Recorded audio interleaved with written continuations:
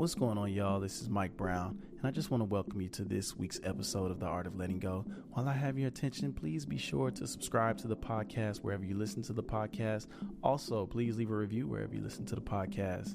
And you know we do have the Patreon, so I would love if y'all signed up for the Patreon. We have subscriptions as low as $3, and you get full access to everything, exclusive episodes, exclusive content, new stuff that I'm working on. Check it out. Thank y'all for the support and enjoy the show. Yeah, Art of Letting Go. Oh, yeah. New episodes coming out every week. I went to Miami to take a little break. Today's guest gave me some thoughts for me to think. She even brought her own libation so we could drink. But back to the episode, man, it was pretty cool. We talked about sexual healing, ways I didn't know. Being intimate, better take more than 34. Being intimate, you can learn how to be a pro. She does classes, also she's a doula, erotic educator, and I could be a tutor. That's a jokey joke before calling it quits. It's the art of letting go, and it's 176. Oh, these are fun. Getting to dive into like just our most vulnerable creative selves, and I feel like I really got to know you, and I feel like, and I'll be honest, I feel like you really saw me in that space, because I remember clearly there was one day that you just told me how you felt about me, and I really appreciated that. Would you mind introducing yourself to the people? Yeah, thank you for having me. Of course. I am Raka, Nature Ho, Tantrika, the Art of Pleasure, a doula, and erotic educator. That's what's up. That's what's up. How are you feeling today? I am feeling really blessed. Like, in the sunshine, the clouds are flowing. People are flowing and going, and we're here in the middle. That's what's up. That's what's up. So, we have a new segment on the show that is called Thought of the Week. So, I record a thought, just something that's on my mind, and I'm always curious to hear other people's opinions on it. So, I will play this thought for you, and then you tell me what you think. Okay. So, I wanted to try recording my thoughts for the week and just sharing a thought after meditation, and something that came up for me is just, where are you spending your time? Where am I spending my time? Who am I spending that time with? Those places, those people, those things. What am I consuming with my time? And is it of value to me? Are you spending the time? I was thinking about where I spend my time, how I'm spending my time, and those people, places, and things, and what is the value of that for me. And I'm curious, in your life, like, how are you spending your time as far as like the people, places, and things, and what feels most valuable to you?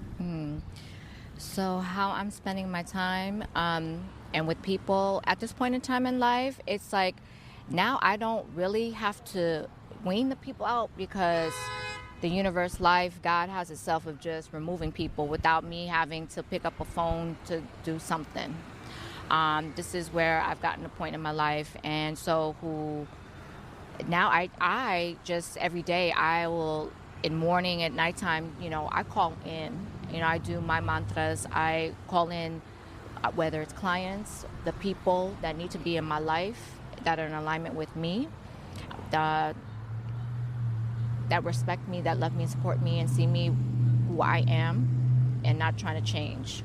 So, and if they are, it's to elevate me and not keep me in the low vibration, right? And to keep me in the matrix, all that.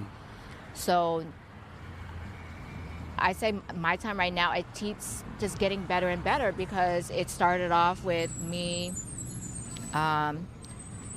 in my path of herbalism, the spiritual path, and then it has just grown and grown, and where it's like meeting Elise, and then I met you, and then meeting so many other awesome people. Yeah. And so from there, life just gets better and better. And even though if we don't talk every day, we don't see each other every day, but it's just how we expand that growth and understanding of expansion of self when we do connect, because we continue that, of working on ourselves and that self-love, and where we can just come together and we just fit back into the peace. Yeah.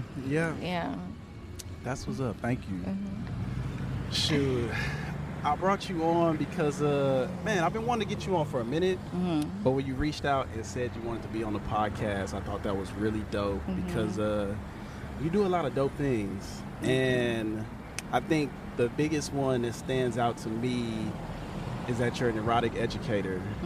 And can you explain what that is exactly? Well, being an erotic educator is just going past that taboo of what people have been really have ingrained since birth. Yeah. And letting go of those taboos, letting go of the shame. But also, you have a duality, a polarity of the sacredness to the erotica, whether it's with self and with other. And then also you have, the B side of where, it is the trust, the naughtiness, the letting go, but still there is the respect factor in all of this. Yeah. That's what's up. And I'm listening to you as you talk, and like I myself, speaking from my own personal experience, have really had a hard time of just letting myself be free sexually, mainly because of I guess my journey of like my sexuality and navigating that, and also having those thoughts in the back of my mind, like just ingrained in my mind of like homosexuality and just what it is, and it just being seen so negative. So it really made it hard for me to sometimes connect with my partners. Yeah, this is something that's very common, and I think that puts a lot of blockages in people because it stems from, like I said, from birth and then onward until especially if you're coming from a religious background in the church, and you are taught to separate your sexuality, your sense of emotion and feeling of that part, and then separating, and then you're just like, no, you need to be holy in another way. But not knowing with Tantra, it is Tantra is like life force encompasses all, and that includes fertility, it includes sexuality, sensuality, but it's the whole thing of like religion. It's like, yes, you're connecting, whether you're in prayer of like to source, to God, and with Tantra, it's like the weaving of mind, body, and spirit. The weaving of mind, body, and spirit, and how you intertwine and connect all, so that it is of higher consciousness and connecting to higher source, and that's also sex is included, and that entails everything that we do in life with intention, with connection, and that is Tantra.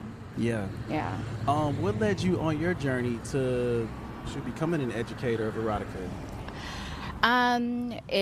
First, it was just my journey at a young age, like really liking the reproduction side to both like with all bodies, and just like how life cycle works, how death works, how the body works.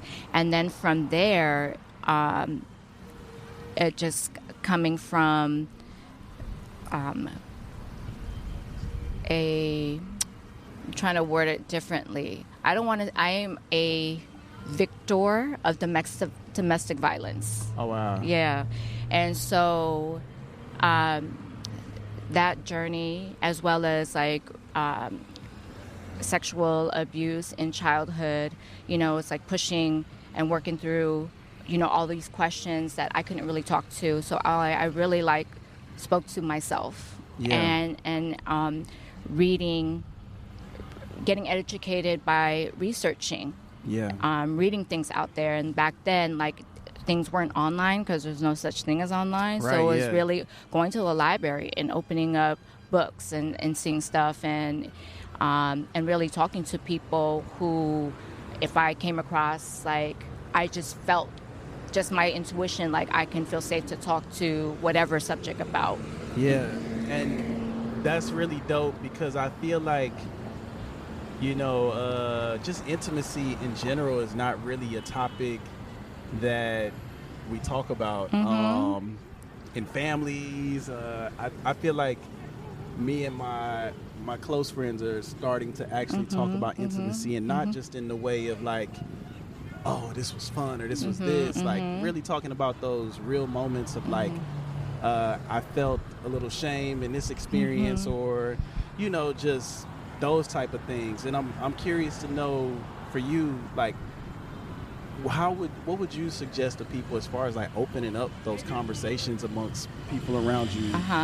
Well, definitely, like, the world definitely needs sexual healing on all levels, and not speaking about physical, but really when getting back to the sense of self, the sense of getting into your body. And it's like, what is it that I like? Yeah. And then when's the last time, I took the time and explored myself and what I like, because opposed to, everyone's first teacher seems like is porn. Yeah. And it is a really bad thing. Yeah. Because it's that, and the indoctrination, that graining of like, I have to perform fast. I have to perform fast before someone like opens the door and busts me. Yeah. In whatever aspect, whether it's with self or it's with a partner. Yeah. It's going fast. You're not taking your time. And so I have a thing that I like teach in my workshops is that, it's that taking the time for self. Like we self are sacred temples. Yeah. You don't rush into a sacred temple. Yeah. You take your time, you observe, you use your senses. You feel, you touch, you smell. And I like to tell people, and it started off with me telling, beloveds I was with, like, I'm not porn. We are not on a 15, and I am not a 30. Okay. Okay. And so I started, telling people that in my workshops, and then people was getting it. People were getting it. Yeah. That's beautiful. That's beautiful. And you mentioned porn, and I'm curious to know, like, what is your opinion on porn? And I asked that because I've never really been a porn watcher. But I get it. Yeah. I understand why people watch it, but I also understand how it can taint your thoughts of what sex is supposed to be or how it's supposed to be. One, I'm not knocking anyone's craft that does that. Course. But if we're wanting the connection in porn, there is no connection. They are acting, they are actors, they are actresses, and they're performing for the people. Period. And so with porn, of course, it's teaching you like how to do this, how to do that, but they have a time limit too. Yeah. So that's great. Sometimes you don't see them on a 15 or a 30 because it only goes to a 2-minute to a 5-minute. Right. No, you are absolutely right. And and so this is where our teachers like, okay, let me hurry up and see this and bust one, because this is just a 5-minute or 2-minute situation. So when you're doing your thing, this is all about hurrying up. Yeah. And you feel you don't think of it, but you're operating like you are like putting a coin in you, and you're pressing a button. You better clap your hands and perform. Yeah. And do something. And when you get with a partner, there's no connection. You just like porn. You just go to. Yeah. Or if you did have some form of intimacy, of hugging before, the sexual encounter happened, and then all of a sudden the intimacy of just holding and caressing, kissing, that loses once once sex is introduced. Yeah. And that's a trip. Something that, and I don't think I've ever been this vulnerable, because I've never really been open about sex on this podcast. But something I've experienced in my journey is, I think I used to see sex as such a dirty thing that when I would be with a partner that, and we'll just say intimacy in general, but when I was with a partner that I was very attracted to or I cared about, it almost made it hard to perform with that partner. And I guess my question in reference to that is like, how do we get over the shame and normalize, like, I guess, like, that anxiety of performing? It really, when it comes down to like how to get over the shame, it's not going to happen overnight, and it's not going to happen in a few months, really, because it's just that unpeeling the layers of being comfortable and in stepping into your power of self and speaking up for yourself. Yeah. And so advocating for yourself. Yeah. And advocating for yourself as far as like what you want and not, and I know it's so cliche, it's just like, don't worry about what people think, but it's like, in hindsight, people do judge. Yeah, of course. On social media, whether it's you posting a picture, you're posting, something that came out sloppy, when you cook something, like you were constantly judged. Yeah. And so, and it's really about really getting in that empowerment of myself. Yeah. And it's like knowing, like really exploring. Yeah. And going beyond what is people talking about? Because, of course, this was said to me too. And like, it was never explained. They're like, oh, if you're doing this, you're sinning. You're doing that, you're sinning. You're having these thoughts. It's like you're lusting and you're sinning. And, because I had a child at a young age, I was 18, but still, like, in some eyes, it was really, really young. And in even going to doctor visits, I would have nurses, even though it was so illegal to do, but a lot of them preaching to me about how I sinned, to ask for forgiveness. And they would be praying over me. And it was, it was the whole, like, talk about shame. Wow. Yeah. Wow. It's James Woods, a.k.a. That Yoga Dude, with Feel Free to Feel Free. I'm learning to go with the flow. The flow of how I'm feeling, the flow of what I'm thinking, the flow of what I'm going through. Noticing what's popping up for me, noticing what direction I'm going in, and learning to just go with the flow. And what helps me to go with the flow is breathing, just like the flow of my breath. Easy inhales, easy exhales. Nice, strong, relaxing, calming breaths. Allow me to flow in the direction that my life, my purpose, my highest self needs to flow in. Let's take 3 deep breaths to continue flowing in our body and within our lives. 1, 2, 3. Deep inhale.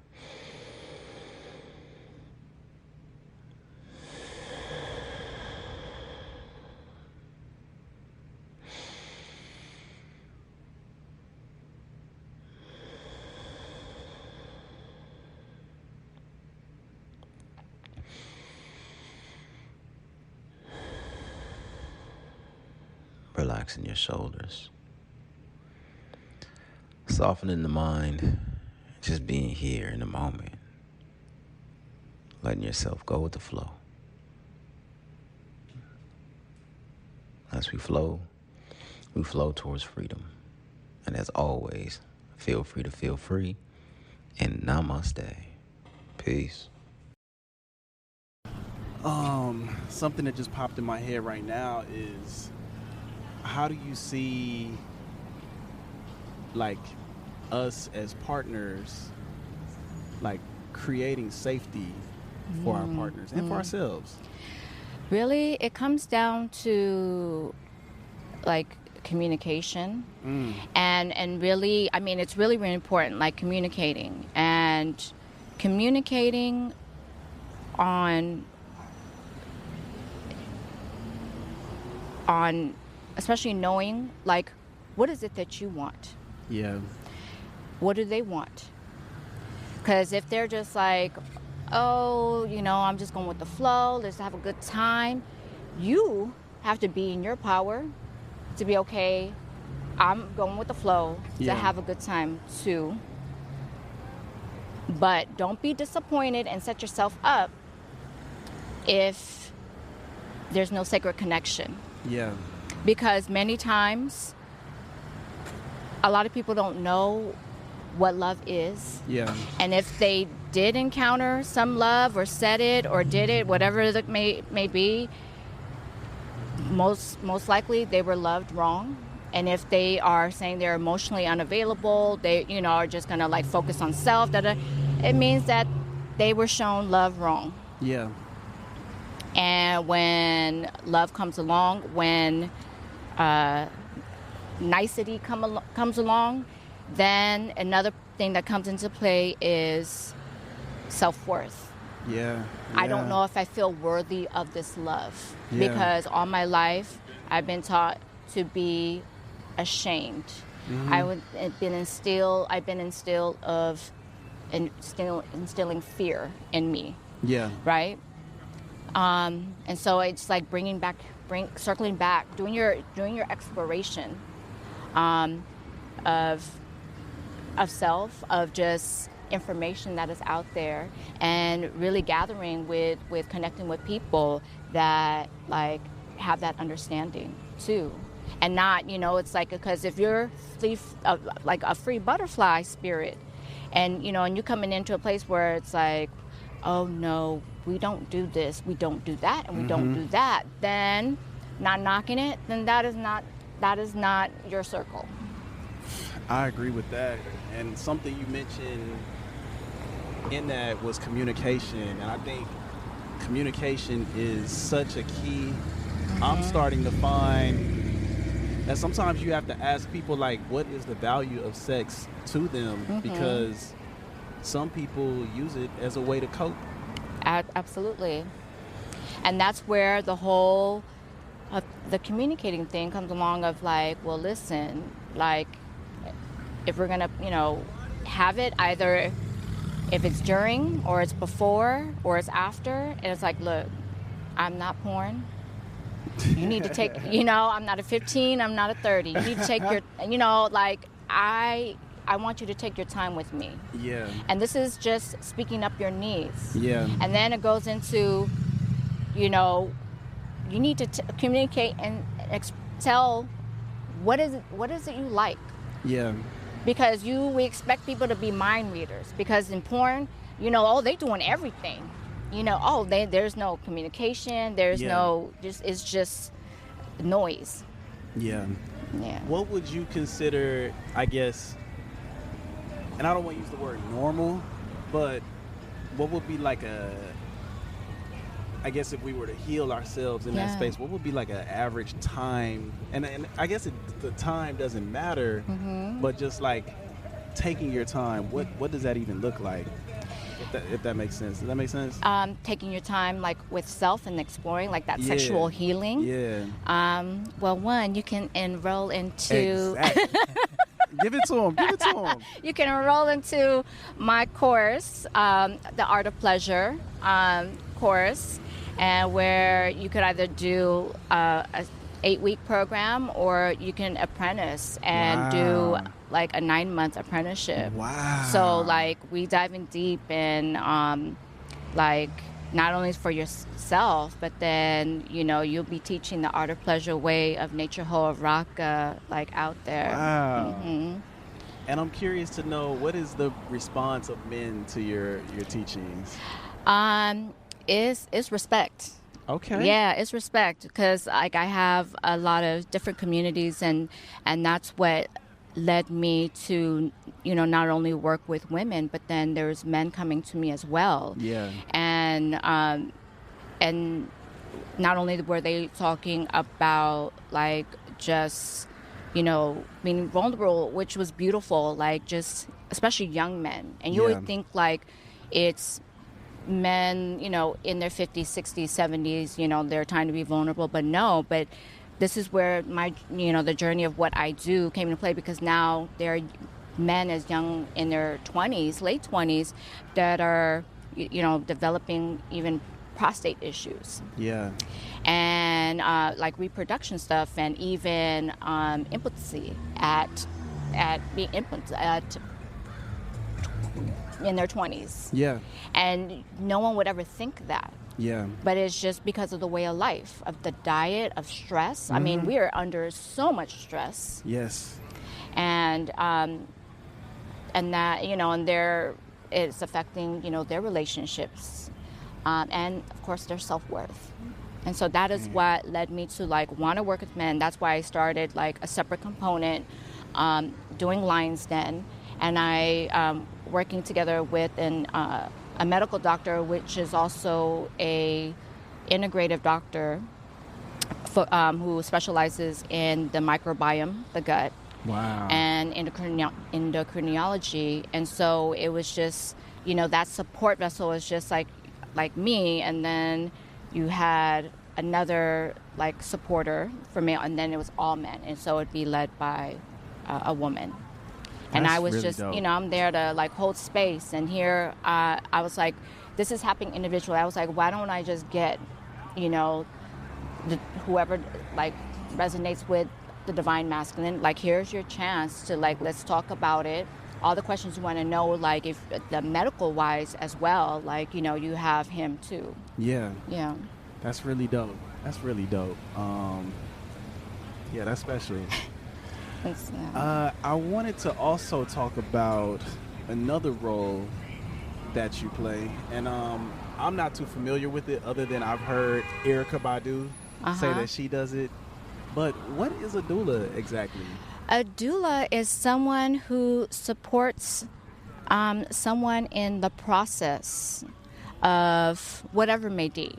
So you always, you hear about a birth doula. They're a supporter and helping someone in through the entire process of bringing life. Yeah. And then you also have a birth, you have a postpartum. So postpartum is someone to support someone bringing their body, mind, and soul back to balance after having a baby. Yeah. And that's the support of either, nourishing meals, getting their body back, like so many components, right? Yeah. And then you have the death and the grief doula. And this is someone who's able to support someone through a process of transitioning. Yeah. And that can be on many levels of whether, you're with a loved one and you're by, it's, in my case, I was by myself. My father, he was in New Orleans. I didn't know anybody in New Orleans. Oh, wow. I And didn't know that. and so he's in this hospital, and they're putting him already in hospice care, which I didn't know hospice care can be done at a hospital. Wow. And so it's all these many layers of things. And so I had to be like my own nurse, my own doctor, as I'm seeing the monitor, the screen, to help support him, so his quality of life while he has his time here, and then to keep my sanity. Yeah. And then, of course, not only is that transition of like life, but, of somebody who, whether it's grieving a heartache, grieving a miscarriage, grieving just so many things there's grief. of death. Wow. You know. How do you take care of yourself while being in that role? Definitely, it has the perks of living on my own, where like I have enough time to decompress and have alone time. Yeah. And that is to just really rest. Yeah. When I need to soak my body, whether it's in my tub or I go elsewhere, and I'm like soaking in a tub and doing a cold bath and getting body work done. Doing Reiki. Well, one thing that's beneficial for myself, because I could do Reiki, so I could do Reiki on myself. I love Reiki, yes. And so, and if you're blessed to be around like people who can offer it, like all those things help. Anything helps. Yeah. Wow. Even if it's someone to just be there with you to go to the store. Yeah. And have a meal with you. Yeah. All those things. Watch a movie. Yeah. So community is important. Community support is very, very important. Yeah. Without community support, I don't think I could heal, I would say, in a fast enough manner like I have. Wow. Yeah. Wow. What is that like to be, I guess, a death doula, like being there for people in like that moment? Which moment? I guess because have you ever been because it's a death doula where someone when they're passing or something like that? It could be someone with their passing, or they if someone experienced a loved one passing. So either role. So how do I show up for them? I mean, really, it takes really a lot of strength to be in that, because if you're still processing your own emotions and you're not ready, then please don't step to be there for someone in that capacity. If you want to show up for someone by taking them, let's go eat, let's go to the store, show up in a capacity that you can. Yeah. And there's different ways of holding space for someone as a grief or a death doula. Yeah. So I mean, it's the same thing. Yeah. Yeah. Where do you find strength? Where do you pull strength from? Where do I pull strength from? Really, having faith and trusting faith. Yeah. And I think which there's a lot of instances in my life where faith, I don't want to say was tested, but definitely my patience and really believing, and having an understanding, and sometimes not having an understanding. And really it just comes to a point of okay, I see it. I acknowledging so many whatever emotions that are coming, and really no pointing a finger at anybody. Yeah. And not expecting anyone to save me, because no one's coming. Yeah. Yeah. No one's coming. And really it's about being there for yourself, really. So you have to be your own everything. Yeah. And it's beautiful when there's other people, your community, that are behind you and they can lift you. But really you have to stand strong. Yeah. Because talking from anyone who's in jail, just got out of jail, in the hospital, whatever it may be, is that everyone will say no one owes you anything. Yeah. You have to be there for yourself. Yeah. That's real. Yeah. That's real. And my last question for this segment is, what keeps you doing the work that you do? What keeps me doing? Knowing that I can be someone's comfort, to be really like divine mother, medicine. Yeah. And with no judgment. Yeah. And hearing people, their stories, and just watching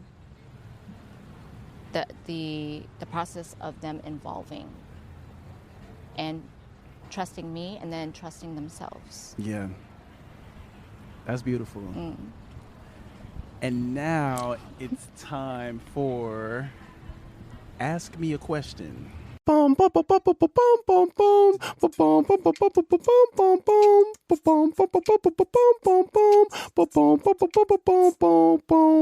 Okay.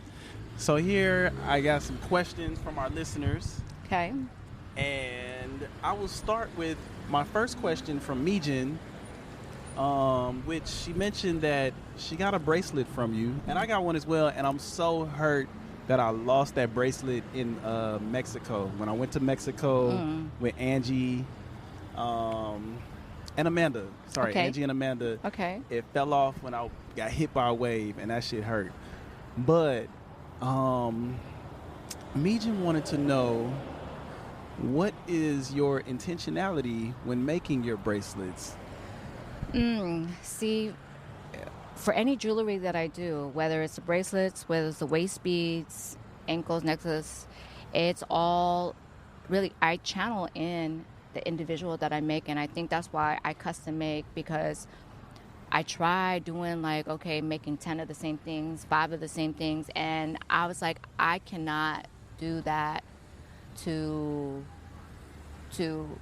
whoever comes to support me. That's real. Because everyone has a one of a kind. You may have similar beads, but everyone has a one of a kind. And I'm channeling in whatever is needed for anyone at that moment in time. Because nothing is forever. And so when you losing that bracelet and I spoke intention, and then I asked, everyone before you put it on, you speak yours. So if you lose, you lost that piece, that meant that it served its purpose for you, and onto a new one. Yeah. I believe that. Yeah. That's real. So some of these questions might stay anonymous. Okay. Because some of the people ask for their names not to be given. Okay. But the first question is, what is one tip that you have for a single person and one tip that you have for couples in relation to eroticism? Okay. As far as like, is it exploring the sense of self? Like, it was very general. Okay. Let's see. Well, if you would like to come to Soul to Soul, hey, please come to Soul to Soul, and we dive into like that, where you're doing. It's an immersive experience where you're taking yourself out. So this is an artist way thing too, is taking yourself or on a date, or going with a beloved, or you're coming with friends, and so this, what I would say, and I guess the connection of self with sex. So is it with sacred self or just sex? It just said one tip for singles and one tip for couples. Well, you have two different dualities. Yeah. So with me, like, do you want to go side A? Do you want to go side B? But I think we always go to side B first. So I would start with the sacred of connection of self. And so the tip of connecting with sacred self, number one, is where are you at within your power? And with your self-worth. Yeah. And then from there, with the sacred self, then I would say to further explore more of yourself. And that could be with touch. That could be also, what is it that you like? What is it you like to eat? How, do you want to go fast when you eat? Do you want to go slow? Do you want to go with Raka's Nature Holds method of like, I am not a 15 and I am not a 30? You need that on a t-shirt. That needs to be a t-shirt. Like, I am not porn. You don't rush up into a temple, sacred temple. Okay. So that's with my thing with, like, before we go to, anybody, because we do all that with porn and everything else, and being trained to be on a 15 and a 30. Yeah. Everyone is just like, just going, but not having connection with self first. Yeah. And then if two individuals have connection with self and, just the exploration and the communicating with self and the love, the self-worth, like all of that. And then when you come in with somebody, you'll know because not everybody wants to go deep with you. Right, yeah, yeah. Everybody just wants the safe and, like, let's just do this and we separate. Mm-hmm. They don't want to talk about things. Yeah. They don't want to look in people's eyes. Yeah. And that's the thing with sacred self. Can you look at yourself in the mirror? Mm-hmm. Or do you shy away? Can you look at your body naked in the mirror? Mm. And if you can't do all those things, then right now it's not a time to have sacred connection. You need to work on with self. Woo. Raka, you speaking right now. You speaking right now, for real. So... Okay, the second question was, do you find discrimination being a doula and an erotic educator of color?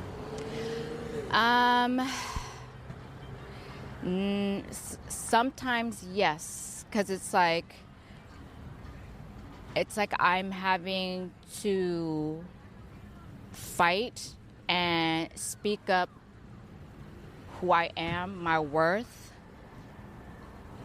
for this is my ancestral practice. Yes. And you still want me to prove myself to you. Yeah.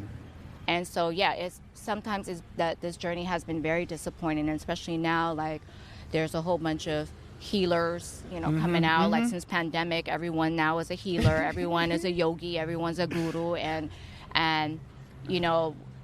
for some of us, like, we've walked this path. And, and it's in our DNA to do some certain stuff. Because sometimes we do things, we don't know how we did it, what it came, because it's in the DNA. Yeah. And no one can replicate that. Damn. But we just get certified, but because this is a Western thing. Mm-hmm. So, like, for instance, like, if we had to go back to, like, our ancestors and ask them, or, wasn't no certification. No, so, it's asking, like, oh, really? Oh, you think you know how to make this? You make that? What school did you go to for culinary school? And they will look at you like, right. You better get away from me. Right. That's hilarious, but so true. Mm-hmm. Damn. But, in truth, it's like I feel you still continue to do research and keep yourself educated in everything. But, yeah, there's a lot of discrimination. Now, I really have to, like, fight hard. And it's really sad. I have to have fellow sisters that are white to speak on my behalf so that I could be heard and seen sometimes. That's crazy. Mm-hmm. That's crazy. I don't know if we asked this during the episode, but what is the most rewarding thing about being a doula? The most rewarding thing about being a doula, it's just because there's three, like I explained, the three different stages of my being a doula. And so with the birth, with post-birth and death, I think it all circles back into how do you gather and you pick yourself up? Yeah. After a hard situation. Mm-hmm. Because birth is not easy. And, dealing with something that's happening in your body is not easy. After a birth is not easy. And, the end of life is not easy. Yeah. So it's really about how do you pick yourself up after this? What tools, what resources, how are you communicating? How are you empowering yourself? All those things. So it comes back in a full circle, which goes back to Tantra, goes back to sacred self, sacred connection. That's real. Yeah. And my last question is, my last statement is, do you have any tips for overcoming sexual trauma? Tips for overcoming really, it's about don't have expectation of the time it takes you to heal, because everyone's journey is different. Most importantly is to be present, to really, when you do something, show up because you want to show up. And if you don't feel like doing something, you don't have to. And it's really honoring self. Man. And building that trust and confidence with self. Yeah. Mm-hmm. That's real. And I really appreciate you sharing that, because I feel like a lot of people, even in myself at times, have felt like, almost like that obligation of doing something. So I appreciate you sharing that. And it goes back to people pleasing. Of course. Yeah. Of course. And that's why you got to heal that shit. Yeah. Woo. Yeah. It goes back to people pleasing, and it's, the whole attachment and the rejection and all of that. Yeah. So. That's real. Mm-hmm. So now we have made it to our segment, 5 Questions of Freedom, sponsored by Feel Free to Feel Free. So I'm going to ask you 5 questions. Some of them are this or that, and some you can answer any way you would like to. But our first question is, Beyonce or Rihanna? Ooh, I would say Beyonce. Okay. I'll probably go Beyonce too. Mm-hmm. Second question is Nipsey or Pac? Ooh, I would say Nipsey. Okay. Okay. That's what's up. Third question is, what does it mean to be a nature hoe? What does it mean to be a nature hoe? It just means to, I think we circle back to it. It's about weaving in and being the breath and cycle that all that is of life. And it is sex, it is love, it is trust, it is nature. Yeah. Just encompassing and embodying all that and being free. Yeah, that's what's up. Fourth question is, what is one piece of advice that you would give to your younger self? Oh. Fuck the fears. Oh, I felt that in my soul.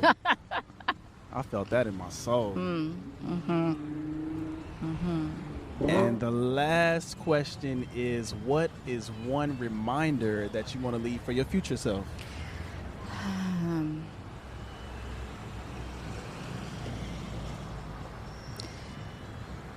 Continue the life of truth, of empowerment, of sensuality, of sexuality, and feeling that all there is, and being with one that all there is, and being free. That's what's up, Raka. Raka, where can the people find you? You can find me on Instagram at official natureho, no E, or www.natureho.com. That's what's up. Mm-hmm. Raka, thank you so much for being on the show. Thank you for having me. Of course. And thank y'all for tuning in. This is Mike Brown, and this is The Art of Letting Go. Peace. Peace. Thank y'all for tuning into this week's episode of The Art of Letting Go. If you like what you heard, please be sure to subscribe to the podcast wherever you listen to the podcast. Also, please leave a review, rate the show, let people know what you think. Let me know what you think. I love to hear from y'all. Also, if you would like to further support the show, you can go to www.theartoflettinggopodcast.com, where you can find merch. We have a Patreon now that you can sign up for. Also, if you would like to be a guest, you can send a request to be a guest. Also, you can ask me a question. You know, we have this section on the show called Ask Me a Question, where the listeners get to ask me a question. Yeah. So whatever you guys would like to ask, please send it in. Thank y'all so much for tuning in. I think that's all I have for you this week, but you know, if something comes up, it'll probably end up on social media. But thank y'all for tuning in. And this is Mike Brown, and this is The Art of Letting Go.